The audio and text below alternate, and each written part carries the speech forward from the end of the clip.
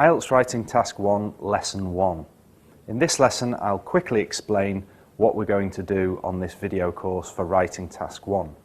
Similar to what we did for Task 2 in the Task 2 lessons, my aim is to give you methods and techniques, to look at the task, to break it into parts, and to give you a good approach, good methods for those parts. So for example, of course, we'll look at the different types of Writing Task 1 question. A few things to remember before we start. The Writing Task 1, the task is to describe a figure, some kind of graph, chart, diagram that you see. Your task is to describe it and write a report on it. You are not supposed to give your opinions. You don't know why the line on a graph goes up or goes down. You haven't got the research. All you see is the graph and you describe what you see. This we would call a report. It's the description task. So no opinions first of all.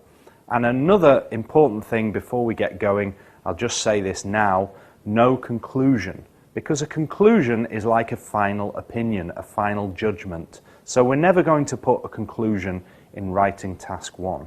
You can put a summary in Writing Task 1. Examiners call this the overview, but it's the same as a summary. So if you want to put something general at the end of your essay in Writing Task 1, let's call it a summary and not a conclusion. So I've said that Writing Task 1 is a report. It's a describing task.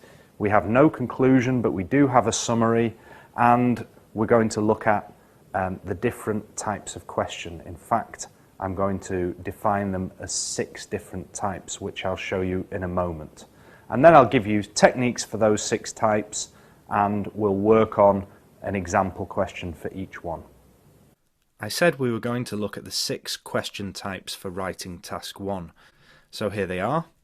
Line graph, bar chart, pie chart, table, a diagram that's comparing things, or a diagram that's showing a process.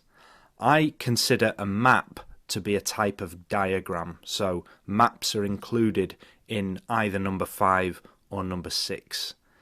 Now I always ask my students, what do numbers 1 to 4, line graph, bar chart, pie chart and table have in common? I've highlighted those 4 in green because they're very similar. The reason is, the answer is that they have one thing in common, which is that they all show numbers. When you're describing a line graph, bar chart, pie chart or table, you're just describing something that shows numbers.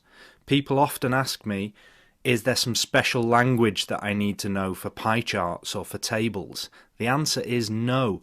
There's no special language. The language for those 4 types is exactly the same.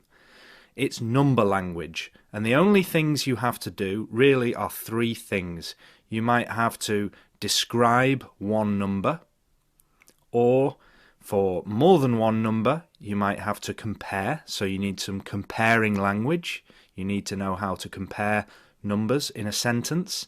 And the final thing with numbers is to be able to describe changes or trends. That's where you use your increase, decrease language. Those are the only 3 things in terms of language that we need to really worry about. Describing numbers, comparing more than one number, and describing these changes and trends. In fact, number 5, the diagram, you're using very similar language, describing and comparing things on a diagram. Of course, there are no numbers, but the comparing language is going to be very similar. The only one that has different language, where you need to use something different, is the process diagram. And we'll talk about that in a lesson dedicated to the process diagram questions later in this course. But in terms of language, just remember that it's fairly simple.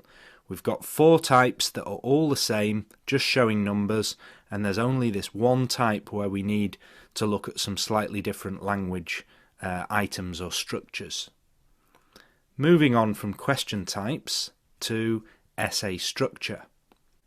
I'm going to show you now the 4-paragraph structure that I always use on my blog, my website, and with my students here in Manchester.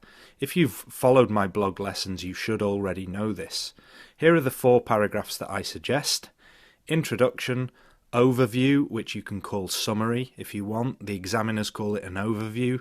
And then 2 paragraphs of details. No conclusion. You notice I said that earlier in this lesson, but if you want, you can put the overview at the end. We can have a summary at the end. I personally prefer to put it second because I know how important the overview is for your score, so I do it just after the introduction, but it makes no difference. You can put it at the end as a summary if you want. Just don't begin with in conclusion. Begin with in summary or it is clear that, something that shows this is a general summary of the information. Now, moving on, the introduction. What do we do? Very simple. 1 sentence, paraphrase the question. So you take the question and you go through it bit by bit, changing the words if you can, maybe change the order. You don't have to change everything. Just try to change the key words in there. Anyway, moving on, the overview or summary, what do we do? Well, my advice is this is very important, so I give it 2 sentences. And in those 2 sentences, you're looking to explain or describe, the main general things. So look for 2 main things, 2 main points.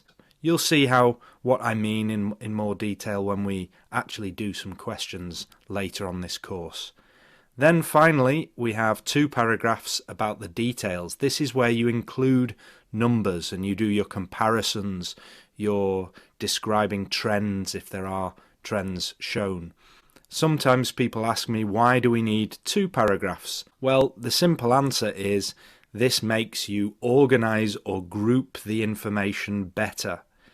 If you can, for example, if you've got numbers, you might put all the higher numbers in one paragraph and the lower numbers in another. Or you might put the first half of the period in paragraph 3 and the second half of the period of years in paragraph 4. Just grouping and organizing. This will help your score for coherence and cohesion. Makes your structure look better. And that's it. No conclusion, remember. That's the structure, and I've shown you the types of questions. In the rest of this course, we're going to go through those different question types. So next lesson, next week, we will start with the line graph question.